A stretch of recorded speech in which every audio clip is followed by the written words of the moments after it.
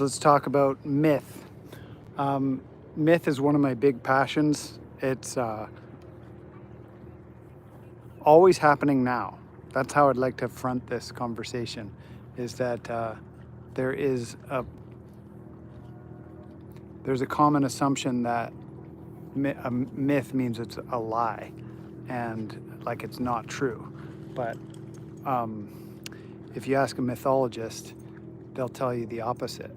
They'll tell you that myth is always happening now. And because of that, it's important to start to pay attention to it, because myth is just made up of stories in the collective that live less in the front of the mind and more in the back of the mind or the unconscious.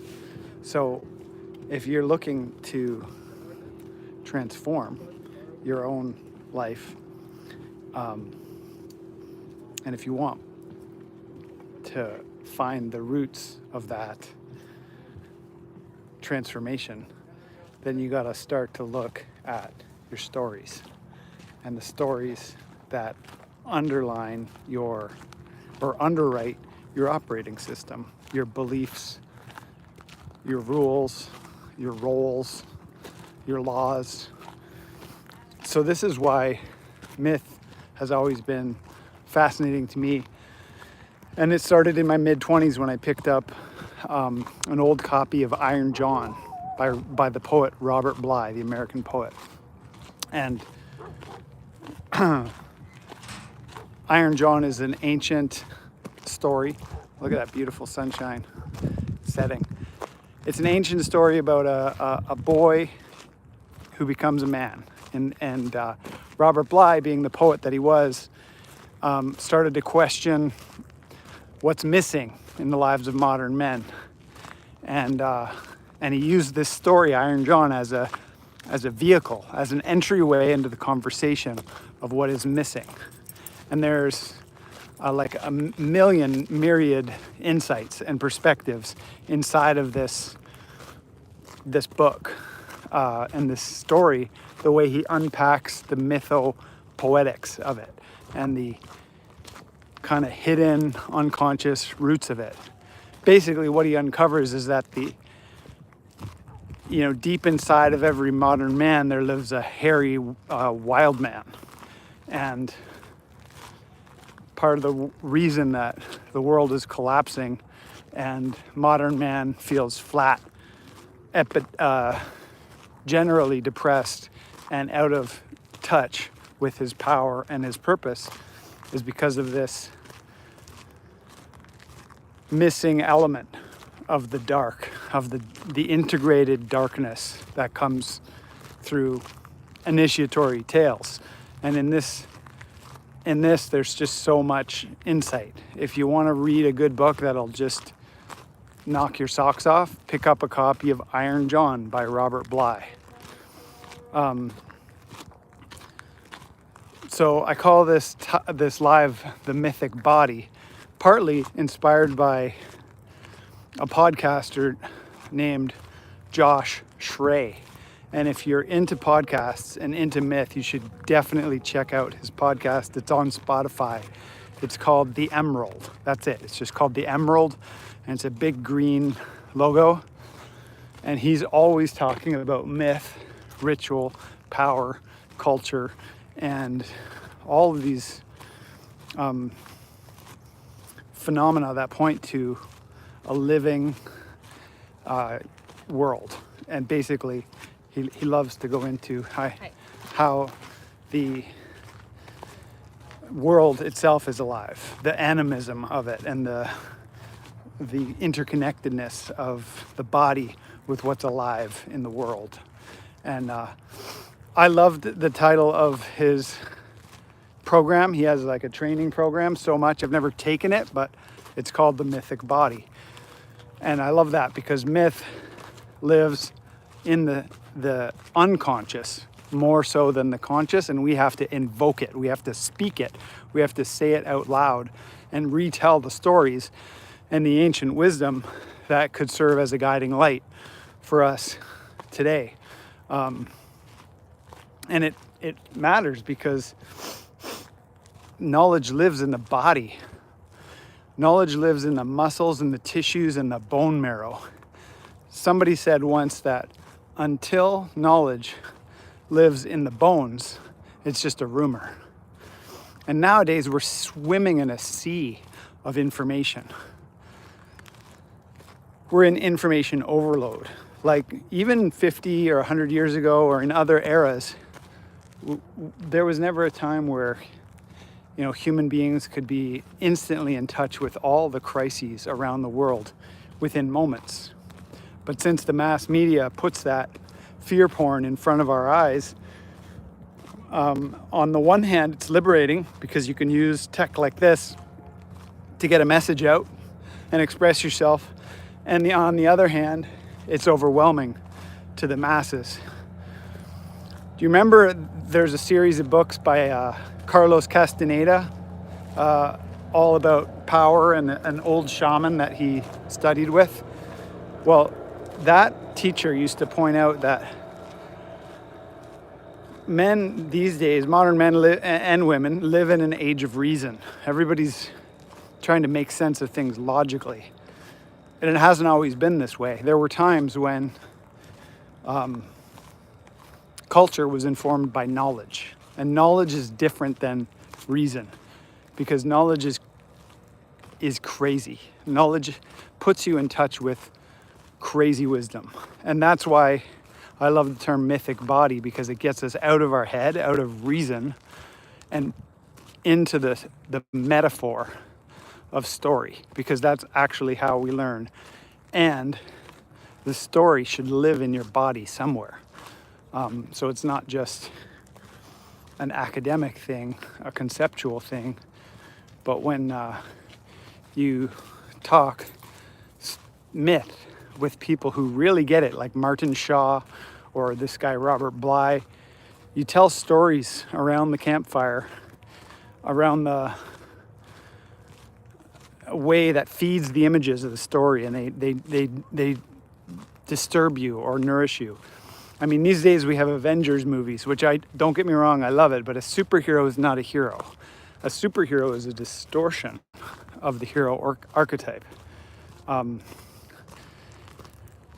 a true classical hero comes from something like the Iron John story, where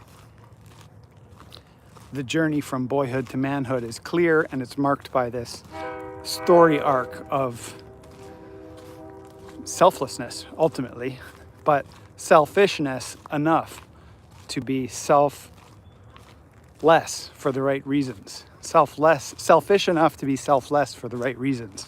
That's the hero's journey. The hero is a bridge between boyhood and manhood. And so that's why business builders are often obsessed with the hero's journey, because it's about building. It's about building. And in the words of Joseph Campbell, the hero represents like the umbilicus cord to a whole new world. It's the thing that renews the world.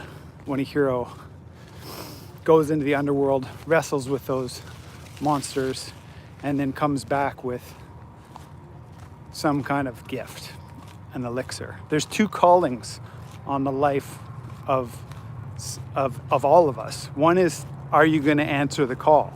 Are you going to go on the adventure and leave the status quo and go into the unknown, go into the underworld and accept the challenge, accept the invitation to face the unknown and to move into the darkness?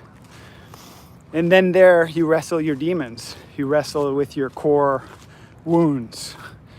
And the second invitation, and this is the one that's harder to answer, is to come out of the underworld and give your gift. You know, give your medicine, give the elixir of life that renews the world. And that usually involves selling on some level, and building and creating value. And I think in the main, in the aggregate hates the individual. It's like the collective wants to stay with the status quo. So anyone who brings some new medicine back from the underworld will usually do that as a disruptor. And it takes balls the size of watermelons. Balls so big you need a wheelbarrow to push them around in order to move. So someone said, where am I living? This is Kootenay Lake behind me. I'm on Kootenay Lake, which is halfway between Vancouver and Calgary in Western Canada. And it's right now kind of a sunset moment. I'm walking along this airstrip, little path next to the airstrip. Yeah, so that's what I wanted to talk about. I want to talk about the importance of myth and knowing who you are and knowing where you come from, because usually there's two forces in knowledge. There's the story of who you think you are, where you think you're coming from, and then there is your embodiment, your heart posture, your embodied willingness, and your mindset. All three, like mindset, heart posture, and embodiment. How alive are you inside of those three domains, and how equipped are you to do the damn thing? This train is really noisy. You can hear how much it echoes through the landscape. So yeah, I just wanted to say a few words. I'm just out for a stroll as my son is in Taekwondo class. And yeah, I'm just continually amazed by the beauty of the world. Damn, that's a loud train. I don't know why it has to be so loud. But yeah, these days we're getting the most epic weather at the end of summer. And if you look up in the sky, there isn't even really many chemtrails. There's often the sky is just littered with these chemical trails from the jet streams. But lately it's just been absolute blue sky, bluebird days with none of that chem show above. So I'm giving thanks for all the freedom that we have and the clean water. We have the cleanest water here, and I've been living here for over 20 years, but I just need to say a testament to actually paying attention to where your water comes from, because I feel so blessed. I almost feel greedy about the high quality of water here, because in these mountains we drink from glacial springs. So the water that's melting off of the glaciers and running down the creeks and rivers, if you pause for a minute to think about it, that water is so pure that the last time it was water before it froze was like 10,000 years ago or something. And that's significant, because the last time that water was water before it became ice, there was like dinosaurs and pterodactyls and woolly mammoths and things kind of roaming in these parts. So that water holds the memory of a more ancient and biodiverse frequency. And when you take water, our bodies are mostly made up of water. And it's good to start to pay attention to the quality of your water and not drink the stuff that comes in plastic bottles, and beware of what they put in the city water. And I'm about to go into business providing a special kind of water filter called a Kangen water filter. Maybe you've heard of it, Kangen with a K. And they change the pH level and the basic frequency of water so that it's basically a superfood. It's like drinking this water will change your life. It'll change your health, because it's all water. Water is so sensitive to vibration. So that's something I just want to celebrate and give thanks for, that I get to live in a place with some of the cleanest water in the world. And they say water is like the first medicine. After mother's milk, it's usually the first thing we get when we're babies. And so it is like a medicine. And it's easy to forget that in a modern world where some people don't even drink water, they just drink pop or energy drinks or coffee. So remember to drink your water. Remember how good it is to have water. I think I never really appreciated water my whole life until I got into fasting. And I went through a vision quest which required that I give up food and water for 4 days. And I'll tell you, if you want to, feel alive, you want to do some serious fasting like that. Because when you give up water and food for 4 days, I didn't even believe it was possible. I thought I would die, because that's what most Western science has told us.